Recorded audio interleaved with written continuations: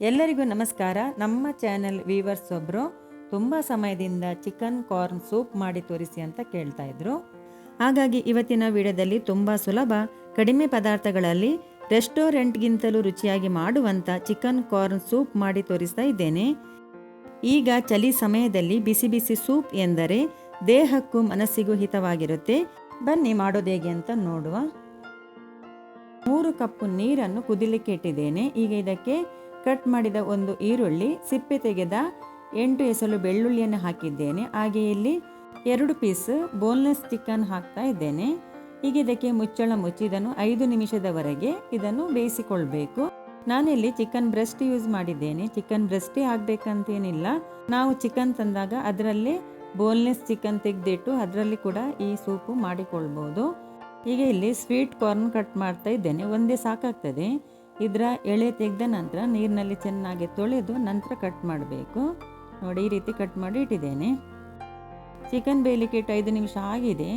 5 ನಿಮಿಷದ ನಂತರ ಈ ಚಿಕನ್ ಮತ್ತು ಈರುಳ್ಳಿ ಬೆಳ್ಳುಳ್ಳಿ ಎಲ್ಲವನ್ನು ಬೇರೆ ಪ್ಲೇಟಿಗೆ ತೆಗೆದಿಡಬೇಕು.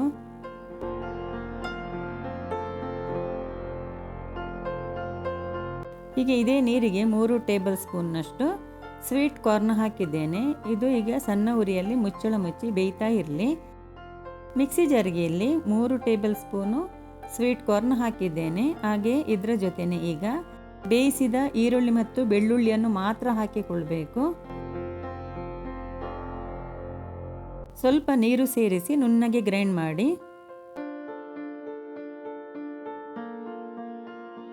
ಗ್ರೈಂಡ್ ಮಾಡಿದ ಸ್ವೀಟ್ ಕಾರ್ನ್ ಪೇಸ್ಟ್ ಬೇಯಲಿಕ್ಕಿಟ್ಟ ಸ್ವೀಟ್ ಕಾರ್ನ್ ಜೊತೆಗೆ ಸೇರಿಸಿ ಮಿಕ್ಸಿ ಜಾರಿಗೆ ಅರ್ಧ ಕಪ್ ನೀರು ಹಾಕಿ ಆ ನೀರನ್ನು ಕೂಡ ಇದಕ್ಕೆ ಸೇರಿಸಿಕೊಳ್ಳಿ. ಮುಚ್ಚಳ ಮುಚ್ಚಿ ಒಂದು ಚೆನ್ನಾಗಿ ಕುದಿ ಬರಲಿ. ಬೇಯಿಸಿದ ಬೋನ್ಲೆಸ್ ಚಿಕನ್ ಚಿಕ್ಕದಾಗಿ ಕಟ್ ಮಾಡಿ.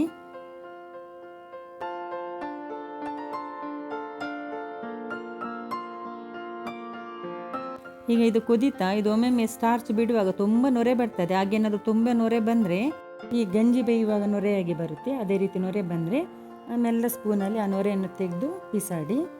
ಹಾಗೆ ಇದಕ್ಕೆ ಕಟ್ ಮಾಡಿದ ಚಿಕನ್ ಸೇರಿಸಿ ಈಗ ಅರ್ಧ ಲಿಂಬೆ ರಸವನ್ನು ಸೇರಿಸಿಕೊಳ್ಬೇಕು.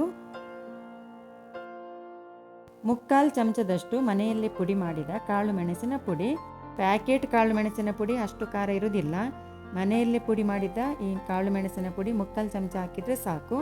ಹಾಗೆ ರುಚಿಗೆ ತಕ್ಕಷ್ಟು ಉಪ್ಪು ಹಾಕಿ ಒಂದು ಮೊಟ್ಟೆಯನ್ನು ನೋಡಿ ಈ ರೀತಿ ಚಿಕ್ಕ ಹೋಲ್ ಮಾಡಿದ ನಂತರ ಅದರ ವೈಟ್ ಡ್ರಾಪ್ಸ್ ಮಾತ್ರ, ಅಂದರೆ ಬಿಳಿ ಭಾಗ ಮಾತ್ರ ಇದಕ್ಕೆ ಹಾಕಿಕೊಳ್ಬೇಕು. ನೋಡಿ, ಈ ರೀತಿ ಈ ಮೊಟ್ಟೆಯ ಹಳದಿ ಭಾಗ ಮಾತ್ರ ಸ್ವಲ್ಪವೂ ಬೀಳಬಾರ್ದು. ಬೇಕಿದ್ರೆ 2 ಮೊಟ್ಟೆಯ ವೈಟ್ ಡ್ರಾಪ್ಸ್ ಹಾಕಿಕೊಳ್ಬೋದು. ನಾನಿಲ್ಲಿ ಒಂದೇ ಹಾಕಿದ್ದೇನೆ.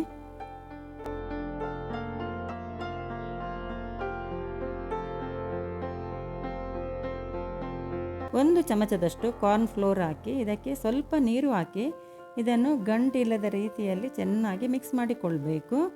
ನಾನಿಲ್ಲಿ ತುಂಬ ದಪ್ಪ ಮಾಡ್ತಾ ಇಲ್ಲ, ಹಾಗಾಗಿ 1 ಚಮಚ ಕಾರ್ನ್ ಫ್ಲೋರ್ ಹಾಕಿದ್ದೇನೆ. ಸ್ವಲ್ಪ ದಪ್ಪ ಬೇಕಿದ್ರೆ 1/2 ಚಮಚದಷ್ಟು ಕಾರ್ನ್ ಫ್ಲೋರ್ ಹಾಕಿಕೊಳ್ಳಿ. ನೀರಿನಲ್ಲಿ ಮಿಕ್ಸ್ ಮಾಡಿದ ಕಾರ್ನ್ ಫ್ಲೋರ್ ಇದಕ್ಕೆ ಸೇರಿಸಿ ಒಂದ್ಸಲ ಚೆನ್ನಾಗಿ ಮಿಕ್ಸ್ ಮಾಡಿ. ಉಪ್ಪೆಲ್ಲ ಸರಿಯಾಗಿದೆ ನೋಡಿ. ಖಾರ ಕಡಿಮೆ ಆದರೆ ಸ್ವಲ್ಪ ಕಾಳು ಮೆಣಸಿನ ಪುಡಿಯನ್ನು ಸೇರಿಸಿ ಸ್ವಲ್ಪ ಕಟ್ ಮಾಡಿದ ಸ್ಪ್ರಿಂಗ್ ಆನಿಯನ್ ಸೇರಿಸಿ ಈಗಲೂ ಹಾಕ್ಬೋದು, ಅಥವಾ ಇದು ಕುದಿ ಚೆನ್ನಾಗಿ ಬಂದ ನಂತರವೂ ಸ್ಪ್ರಿಂಗ್ ಆನಿಯನ್ ಸೇರಿಸಿಕೊಳ್ಬೋದು. ಮುಚ್ಚಳ ಮುಚ್ಚಿ ಒಂದು ಕುದಿ ಬರಲಿಕ್ಕೆ ಬಿಡಬೇಕು. ಇವಾಗ ಇದು ಚೆನ್ನಾಗಿ ಕುದಿ ಬಂದಿದೆ. ಈಗ ಗ್ಯಾಸ್ ಆಫ್ ಮಾಡಿ ನಂತರ ಸ್ಪ್ರಿಂಗ್ ಆನಿಯನ್ ಇಲ್ಲದಿದ್ದರೆ ಸ್ವಲ್ಪ ಕಟ್ ಮಾಡಿದ ಕೊತ್ತಂಬರಿ ಸೊಪ್ಪನ್ನು ಕೂಡ ಸೇರಿಸಿಕೊಳ್ಬೋದು.